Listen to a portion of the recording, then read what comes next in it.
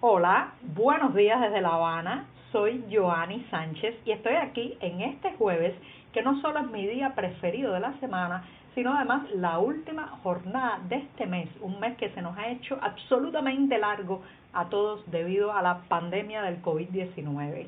Así que voy a aprovechar y a abrir de par en par esta ventana 14 para asomarme e invitarlos a todos ustedes a que se asomen junto a mí a los temas y las noticias más importantes de este 30 de abril de 2020 aquí en Cuba.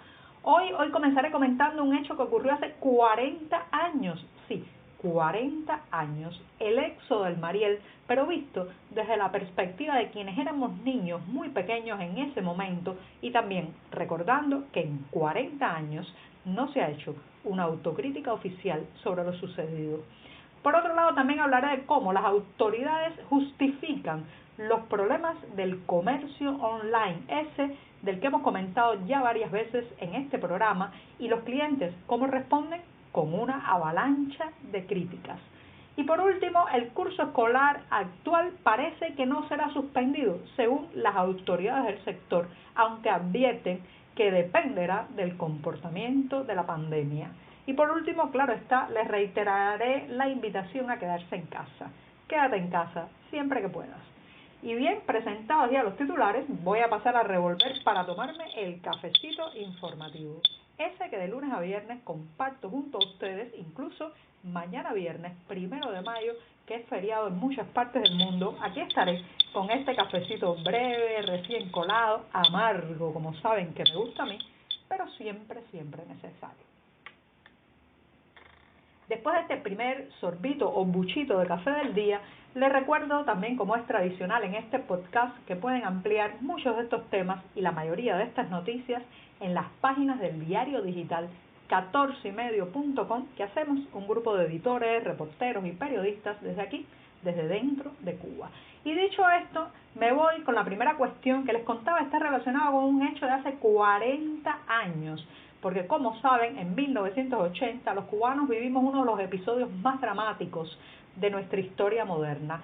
Se conoce ya históricamente como el éxodo del Mariel y a través de ese puerto en el occidente cubano salieron rumbo a Estados Unidos casi 125.000 cubanos. Sí, 125.000 cubanos partieron entre abril y octubre de 1980 a través del puerto de Mariel.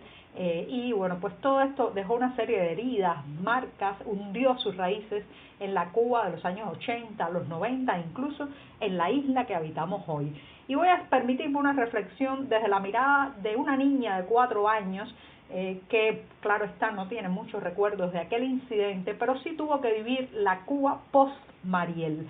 Hay muchos estudios, muchos análisis, muchos artículos sobre los marielitos, esos que llegaron a Estados Unidos provenientes de Cuba a través del éxodo del Mariel. También se ha hablado mucho de todo el tema de la política a través de la mirada de Washington y La Habana, pero creo que se ha dicho muy poco de los que nos quedamos, sobre todo siendo niños, y tuvimos que habitar una Cuba absolutamente polarizada, a partir de que las familias prácticamente se habían dividido, desgajado, fracturado, en caso de que una parte hubiera emigrado y la otra se hubiera quedado. Entonces mis recuerdos infantiles de esa década de los 80 posterior al éxodo en Mariel era una Cuba de silencios, de máscaras, de una parte de la familia que no quería oír hablar, cartearse, ni recibir una llamada telefónica del que se había ido, que estaba además estigmatizado con los peores insultos oficiales, el insulto de gusano,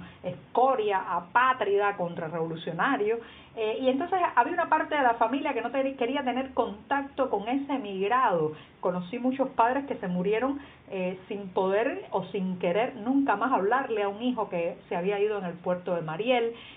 También para muchas personas que mantuvieron el vínculo familiar, pues eso tuvo un costo social, porque incluso eran los años en que para aspirar a un cargo de cierta responsabilidad, para entrar a la universidad y para desarrollar una vida social medianamente plena, había que llenar una serie de formularios donde siempre preguntaban si tenías familia emigrada y si mantenías vínculos con ellos. Entonces era una Cuba de muchas máscaras, donde algunos no querían hablar de la emigración ni tener contacto con ellas, pero otros sabían que solo a través de ese exiliado podrían tener un apoyo económico, material, de ayuda que les pudiera mantener cierta estabilidad en su vida del día a día. Entonces, recuerdo mucho haber vivido esa Cuba en dos velocidades, la Cuba más cercana al discurso oficial retrógrado, extremista, muy agresivo con los que se habían ido,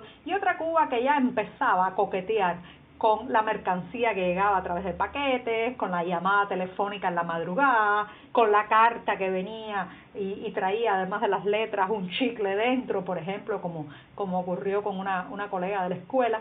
Y es increíble cómo, por un lado, pues en las escuelas, en los centros estatales, en la propaganda oficial, pues se pintaba a estos emigrados con los peores colores y adjetivos posibles, y sin embargo era una Cuba que también empezaba a acercarse mucho más al otro lado y a la otra orilla, precisamente porque a partir de ese 1980 tuvimos casi 125.000 cubanos más al otro lado. Ahora bien, además de esa mirada infantil, siempre me ha faltado la autocrítica oficial. No hemos escuchado todavía, 4 décadas después, un mea culpa oficial por los excesos cometidos. Y los excesos, señoras y señores, fueron muchos. No solamente se hizo un proceso de humillación a muchos de esos emigrados, sino también a su familia. Algunos fueron víctimas de actos de repudio con violencia, resultaron heridos, fueron estigmatizados públicamente en actos llenos de odio, donde se lanzaron a cubanos contra cubanos. ¿Ha hecho la Plaza de la Revolución una autocrítica, un mea culpa sobre eso? Nada. Se ha escrito mucho a nivel internacional, se ha hablado mucho, pero les puedo asegurar que en este 40 aniversario del éxodo del Mariel, el tema prácticamente no se ha tocado en la prensa oficial cubana. Así que es una de las grandes ausencias temáticas y una de las grandes autocríticas que falta hacer en este país, porque los mismos que auparon aquellos odios están ahora en el poder. No las mismas personas, claro está, pero sí el mismo sistema, la misma tendencia a pues atacar, vilipendiar al que piensa diferente o quiere otra opción diferente para su vida. Así que seguimos esperando por la crítica oficial sobre el éxodo del Mariel. La niña que era entonces, cuando tenía 4 años en ese éxodo, pues sigue tratando o intentando escuchar el mea culpa que tiene que venir desde arriba. Y bien, dicho esto, voy a pasar a revolver para tomarme un segundo sorbito de café, porque me he extendido un poco en el primer tema, pero era una deuda que tenía con abril, el mes que se nos está acabando, que fue justamente cuando comenzó este incidente dramático, caótico, pero también muy importante de la historia cubana. Y después de este segundo buchito del día, me voy con el comercio online. Incluso cuando pronuncio esas palabras, tengo que contener una sonrisa, porque es que de online tiene poco y de comercio mucho menos. Como saben, las autoridades cubanas han intentado potenciar las compras a través de las redes digitales en estos momentos de obligado confinamiento, de pandemia, de peligro de contagio, y para eso pues han abierto una serie de tiendas virtuales a lo largo del país. El resultado es que varias semanas después de haberlas anunciado a bombo y platillo, los clientes están iracundos, molestos, incómodos, y así se lo han hecho saber a las autoridades en un foro de debate realizado esta semana, ayer miércoles, en los medios oficiales, donde pues sencillamente los internautas han emplazado a los organizadores de este comercio online, especialmente los ejecutivos de la corporación Cimex, un brazo militar de la economía cubana, a que o renuncian y dan un paso al lado para que otras personas se ocupen de este comercio, o acaban de arreglarlo. ¿Qué es lo que pasa con las tiendas virtuales? No funcionan, se cuelgan, el ancho de banda no es suficiente. Hay gente que paga, la conexión se corta, le cobran el dinero, nunca recibe la mercancía. Otros tienen que intentar por días y días y días para poder comprar productos que tampoco son nada de lujo, señoras y señores. Estamos hablando de salchichas, una botella de aceite, unos jabones para bañarse, un poco de detergente para lavar, y después que lo logran, cuando ya se sienten que han subido una montaña de dificultades, entonces les toca ir a recoger el paquete 3 días después, 72 horas después, a un lugar donde probablemente tendrán que hacer una cola de 5, 6 horas para recoger la compra online. Evitando o tratando de evitar aglomeraciones, al final termina siendo una cola de largo tiempo de espera y de peligro o riesgo de contagio por COVID-19. Así que esa es la situación.